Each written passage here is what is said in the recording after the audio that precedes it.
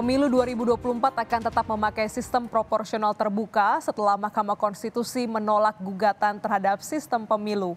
Tak berhenti di situ, MK akan melaporkan mantan Wakil Menteri Hukum dan HAM Denny Indrayana ke organisasi advokat yang menaunginya sebagai respons atas pernyataan kebocoran putusan uji materi soal sistem pemilu. MK akan mendorong penyelesaian secara etik. Berdasarkan Undang-Undang Dasar Negara Republik Indonesia tahun 1945 dan seterusnya, amar putusan mengadili dalam provisi menolak permohonan provisi para pemohon, dalam pokok permohonan menolak permohonan para pemohon untuk seluruhnya. Palu hakim sudah diketuk. Pemilu 2024 akan tetap menerapkan sistem proporsional terbuka untuk memilih wakil rakyat. Bukan parpolnya, tetapi pemilih dapat mencoblos langsung siapa yang akan mewakili suara mereka di parlemen. Sejak gugatan sistem pemilu masuk ke MK, parpol di Senayan terbelah. Gerindra, PKB, Golkar, P3, PAN, Demokrat, Nasdem, dan PKS kukuh mendukung sistem proporsional terbuka.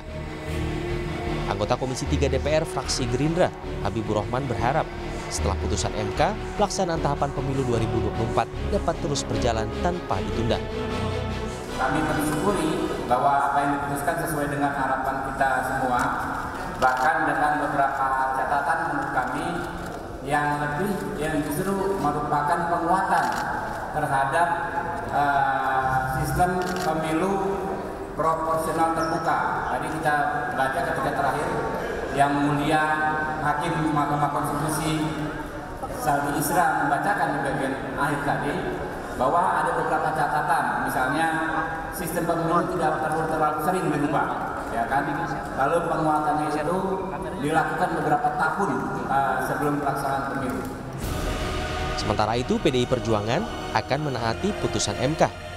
Meskipun dalam pandangannya PDIP menilai setiap calon legislatif perlu dipersiapkan sebaik-baiknya melalui sistem proporsional tertutup. Kami menghormati keputusan dari Mahkamah Konstitusi karena sejak awal PDI Perjuangan percaya pada sikap kenegarawanan dari seluruh hakim Mahkamah Konstitusi untuk mengambil keputusan terbaik. Kedua, bahwa PDI Perjuangan tentu saja mendukung keputusan Mahkamah Konstitusi tersebut. Sebelum putusan MK Kamis kemarin, pakar hukum tata negara Denny Indrayana sempat menyentak publik soal dugaan bocoran putusan MK. Di media sosialnya, Denny mentweet telah menerima informasi MK akan memutuskan pemilu 2024 menggunakan sistem proporsional tertutup. Pada tweet yang diposting 28 Mei 2023, Denny juga menuliskan komposisi putusan 6 berbanding 3 dissenting. Merespons hal ini, Wakil Ketua MK Saldi Isra bilang akan melaporkan Denny ke organisasi advokat yang menaunginya. Sebab saat Denny mengaku dapat bocoran, Hakim Konstitusi belum menggelar rapat permusyawaratan hakim sehingga belum ada putusan. Bahwa kami Mahkamah Konstitusi, agar ini bisa jadi pembelajaran untuk kita semua, akan melaporkan Denny Indrayana ke organisasi advokat yang Denny Indrayana berada.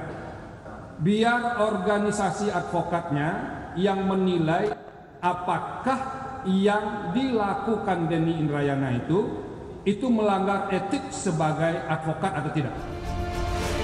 Denny Indrayana mengaku tidak risau soal rencana MK.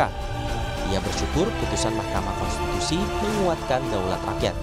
Kalau yang terkait dengan lain-lain itu sudah hal-hal yang menurut saya, ya alhamdulillah kita bisa mendorong MK lebih cermat, lebih sesuai dengan aspirasi. Risiko-risiko pelaporan dan segala macam tidak terlalu merisaukan saya. Itu nggak. Jadi menurut Anda ini ada perubahan setelah diputuskan karena Anda membocorkan ini ke publik, begitu Pak Denny?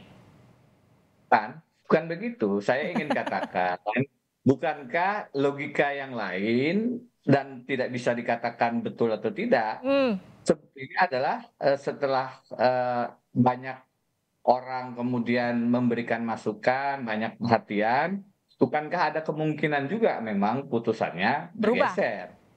Saya tidak mengatakan itu yang terjadi, tapi logika itu juga tidak boleh ditutup dong. Oke. Terlepas dari kisru MK dan Denny, putusan Mahkamah Konstitusi memberi kelegaan. Karena rakyat tetap bisa memilih sendiri wakilnya. Kini diharapkan seluruh pihak bisa mengawal kontestasi pemilu 2024. Tim Liputan, Kompas TV.